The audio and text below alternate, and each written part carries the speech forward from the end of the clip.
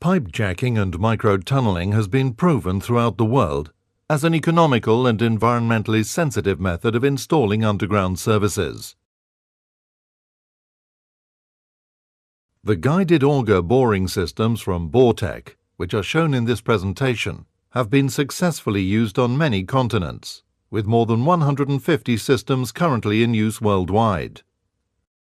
The advantages of this technology are obvious, especially in towns and cities, where utility services can be installed underground without disrupting traffic flows or interfering with daily life.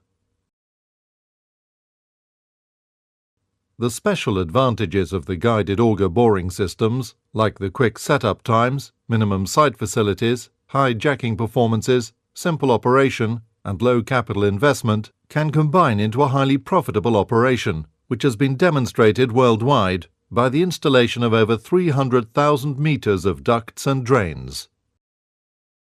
The following sequence shows the laying of a 400 mm diameter sewer in a residential area using a Boretec BM400 with double-walled pilot rods and groundwater auger. The sewer is to be installed 4 meters below ground level and below the groundwater table from a working shaft of 2 meters diameter. Traffic is unaffected, and the new line can easily pass beneath existing services. Damage to the roots of trees and bushes is avoided by the use of this method. Work on site commences with the construction of the launch and reception shafts by the caisson sinking method. The precast concrete sections are sunk into the ground as the soil inside is removed by the excavator. To avoid ground loss, the water level inside the shaft must always be higher than the water table in the surrounding ground. When the shaft has been sunk to the required depth, the concrete base is placed underwater. The compact site setup consists of the boring container, the hydraulic power pack, and racks for the pilot tubes and auger casings.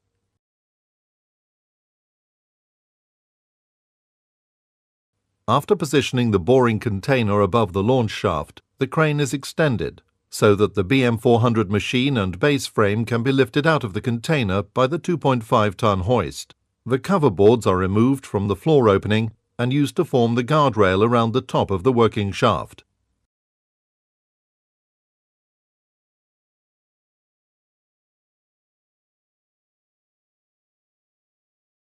The base frame is first lowered into the shaft and easily set for height, grade, and line before being braced in position.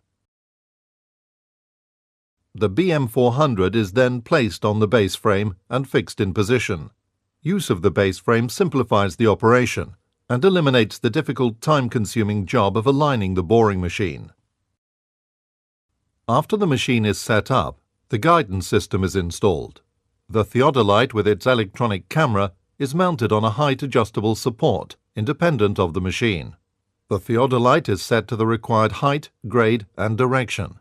A monitor screen fixed onto the wall of the shaft allows the operator to view the target through the theodolite-mounted camera during the piloting operation.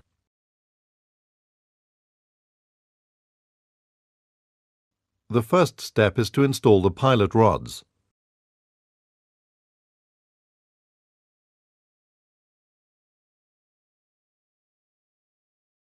The double-walled pilots consist of a pilot head with an integral LED target, an outer screwed casing, and an inner pilot rod.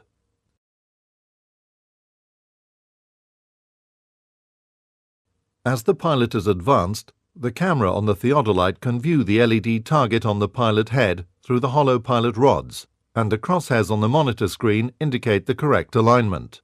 By rotating the inner pilot rods, the operator can turn the pilot head to use the inclined plane at the front to correct any deviation from the intended line or level.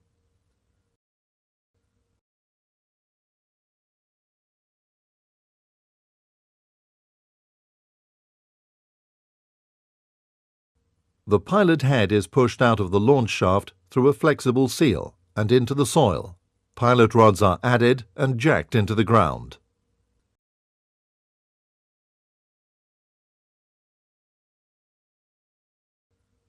The pilot rods are jacked into the ground without rotation, but if any deviation from the intended alignment is visible on the monitor, The jacking is stopped and the pilot head is rotated to correct the deviation when the jacking procedure continues.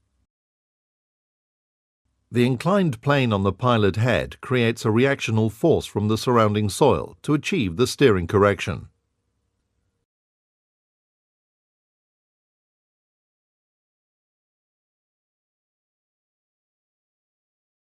When the pilot head arrives on target at the reception through the seal, the pilot rods with the pilot head are disconnected and lifted out of the shaft.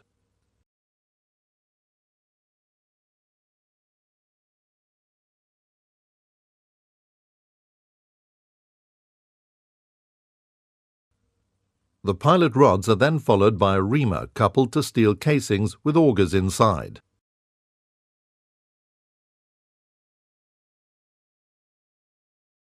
The ground is excavated by a special cutting head on the reamer and transported by the augers back to the muck skip in the working shaft.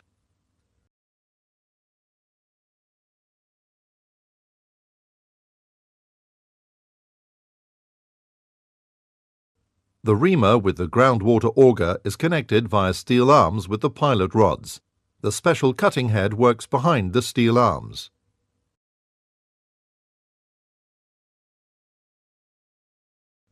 In the case shown, the reamer is designed as a groundwater auger. In the first steel casing there are two bulkheads, each with openings in the lower area. The auger in this casing also has two bulkheads, with their openings 180 degrees apart. Thus, only one pair of openings through the bulkhead walls is open for the transport of excavated material at any time during rotation of the auger. When the back bulkhead is opened, the front bulkhead is closed. When the back opening starts to close, the front one starts to open, and vice versa.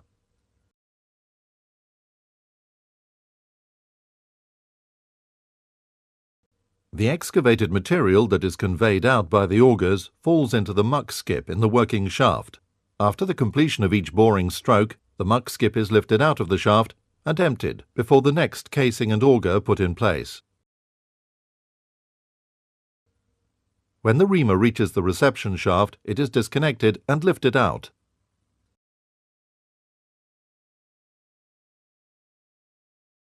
If product pipes to be installed have the same outer diameter as the casings, then the first product pipe is coupled to the casings in the launch shaft and jacked into place in the third step of the operation, like the clay pipes in this example. During this operation, the jacking force only has to overcome the skin friction.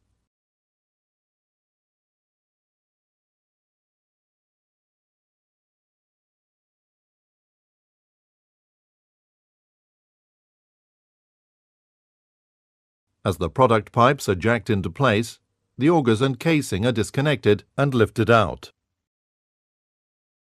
When the last casing reaches the reception shaft, the jacking procedure is completed.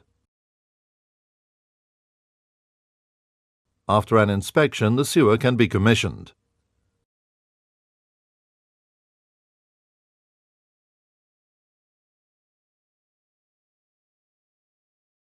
If a sewer with a bigger outer diameter is to be installed, a second reamer enlargement is used for the third step. In the launch shaft, a reamer with a direct drive unit is coupled to the last casing. The product pipes are pushed in directly behind the reamer. The drive unit in the reamer is powered through hydraulic lines that are laid through the following product pipes.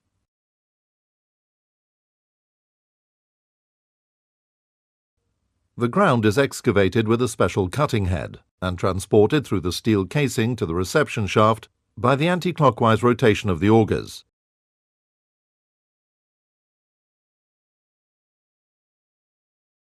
The excavated spoil is removed from the reception shaft.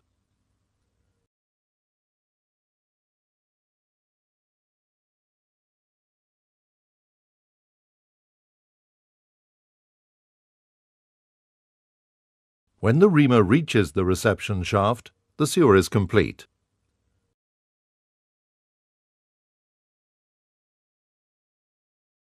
The process technology shown in this presentation makes it economically possible to achieve the benefits of trenchless technology, where previously open-cut trenching methods, with all the disruption and disadvantages, would have been used.